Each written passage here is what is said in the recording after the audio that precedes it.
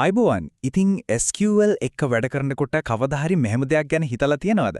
එකක් ඇතුලේ තවක් තියෙන ඒ කියන්නේ nested data structures වගේ සංකීර්ණ දේවල් මොඩල් කරන්නේ කොහොමද කියලා. අන්න ඒක තමයි අපි අද කතා කරන්න යන්නේ.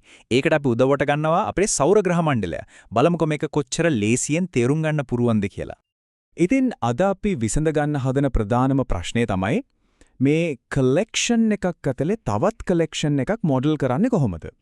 හිතන්නකෝ තාරකාවක් තියෙනවා ඒක වටේ ග්‍රහලෝක තියෙනවා ආයමත් ඒ ග්‍රහලෝක වටේ සැටලයිට්ස් එකනේ චන්ද්‍රයෝ ඉන්නවා අන්න ඒ වගේ data hierarchy එකක් නැත්තම් දත්ත දූරාවලියක අපි SQL වලින් හැන්ඩල් කරන්නේ කොහොමද කියන එක තමයි අද බලන්න යන්නේ. හරි එහෙනම් බලමු අපි අද මොනවද කතා කරන්න කියලා. මුලින්ම what are multi level collections කියන එකෙන් පටන් ගමු. ඊට පස්සේ defining the data structure. ඒ කියන්නේ අපි structure එක හදාගන්න හැටි බලනවා. ඊළඟට creating the main table. ඊට පස්සේ populating with data. ඒ කියන්නේ data දාන හැටි. අන්තිමටම key takeaways ටිකක් බලමු. එන අපි යමු පළවෙනි කොටසට. කිසිම කෝඩ් එකක් ලියන්න කලින් මේ සංකල්පය මොකක්ද කියලා හරියටම අල්ලගන්න එක හරිම වැදගත්. මොකද තියරි එක හරියට තේරුණාම කෝඩ් එක කියන්නේ නිකම් දෙයක් වෙනවා. ඉතින් මොකන්ද මේ multi level collection type කියන්නේ? හරිම සරලයි. ඒ කියන්නේ එක collection type එකක elements එහෙම නැත්නම් ඒකේ තියෙන දේවල් වෙන්නේ තවත් collection type එකක්.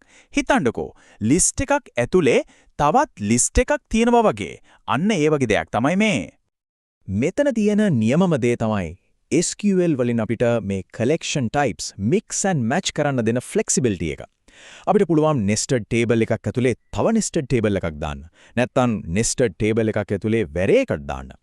array එකක් ඇතුලේ nested table එකක්. ওই විදිහට ඕනම combination එකක් හදන්න පුළුවන්. ඉතින් මේකෙන් පේනව නේද මේ feature එක කොච්චර powerful ද කියලා. හරි theory ඇති. අපි දැන් word එකට බහිමු. දැන් තමයි අපි අපේ සෞර ග්‍රහ මණ්ඩල මොඩල් එකේ building blocks ඒ කියන්නේ ගොඩනගන කොටස් ටික define කරන්න යන්නේ. මතක තියාගන්න අපි පටන් ගන්නෙ ඇතුළෙන්ම. ඒ කියන්නේ කුඩාම object එකෙන්. මෙන්න අපේ පළවෙනි code කැල්ල. බලන්න.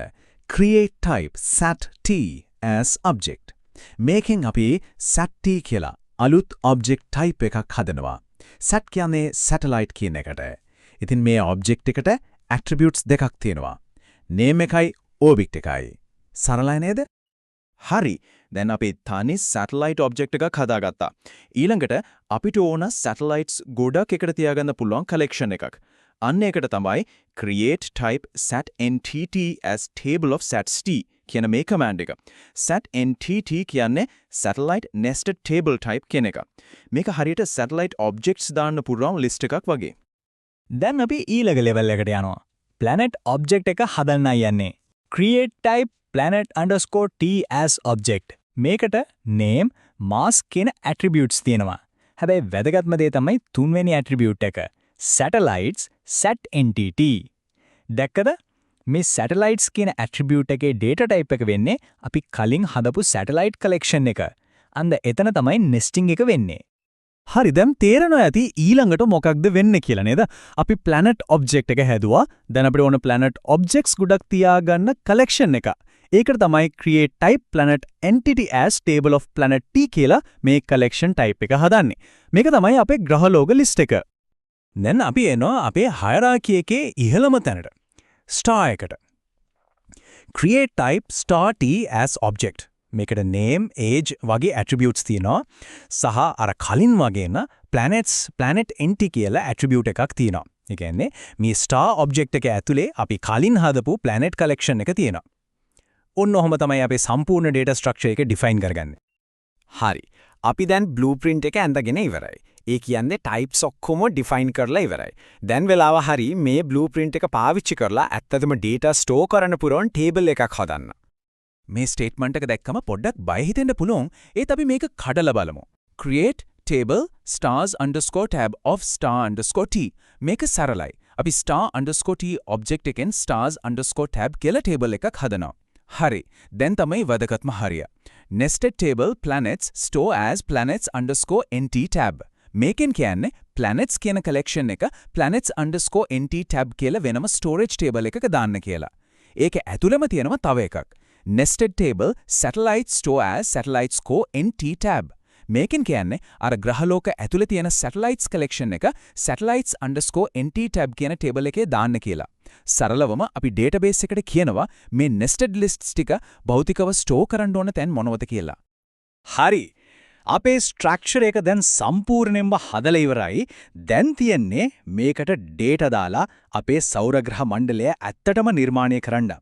බලමු අපි stars, planets, satellites මේකට ඇඩ් කරන්නේ කොහොමද කියලා. අපි ඉන්සර්ට් කරන විදිය තුනක් ගැන කතා කරනවා. පළවෙනියට මුළු ස්ටාර් සිස්ටම් එකක්ම එකපාර දාන හැටි. දෙවෙනුව දැනටම තියෙන ස්ටාර් එකකට අලුත් ප්ලැනට් එකක් ඇඩ් කරන හැටි. සහ තුන්වෙනුව දැනටමත් තියෙන ප්ලැනට් එකකට අලුත් සැටලයිට් කෙනෙක් ඇඩ් කරන හැටි. බලමු මේ සිනාරියෝ තුනම. මෙන්න පළවෙනි insert SQL statement එක. මේකෙන් අපි සම්පූර්ණ සිස්ටම් එකක්ම එකපාර දානවා. බලන්න අපි මෙතන පාවිච්චි කරන්නේ nested constructors. පිටින්ම තියෙනවා planet_entity කියන planet collection එක. ඒ collection එක ඇතුලේ planet T constructor එකෙන් Neptune සහ Jupiter කියන ග්‍රහලෝක දෙක හදනවා. ආයමත් ඒ හැව ග්‍රහලෝකයක් ඇතුලේම sat_entity කියන satellite collection එක හදලා ඒකට sat T constructor එකෙන් satellites_ලා add කරනවා. ඉතින් පේනව නේද? මුළු hierarchy එකම එකම statement එකකින් insert කරන්න පුළුවන්. හරි. දැන් දෙවෙනි ඉන්සර්ට් එක බලමු. මෙතනදී අපි කරන්නේ දැනටමත් තියෙන sun කියන ස්ටාර් එකට අලුතෙන් planet එකක් ඇඩ් කරන එක. මෙතනදී හීරෝ වෙන්නේ cable කියන ඔපරේටර් එක. insert into table කියලා කිව්වම අපි කියන්නේ මම insert කරන්න යන්නේ main table එකට නෙවෙයි ඒක ඇතුලේ තියෙන nested collection එකකට කියලා. ඉතින් table එකේ ඇතුලේ තියෙන select statement එකෙන් sun ගේ planets collection එක හරියටම target කරගෙන ඒකට Saturn කියන අලුත් ග්‍රහලෝකය ඇඩ් කරනවා. හොඳයි. දැන් බලන්න මේ සංකීර්ණම insert statement එක. බය වෙන්න එපා. අපි මේක ඇතුලේ ඉඳන් එළියට කඩලා බලමු. බලන්න table operators දෙකක් nest වෙලා තියෙනවා. ඇතුළෙන්ම තියෙන table operator එකෙන් අපි මොකද කරන්නේ? sun කියන star එකේ planets collection එක select කරගන්නවා. හරි.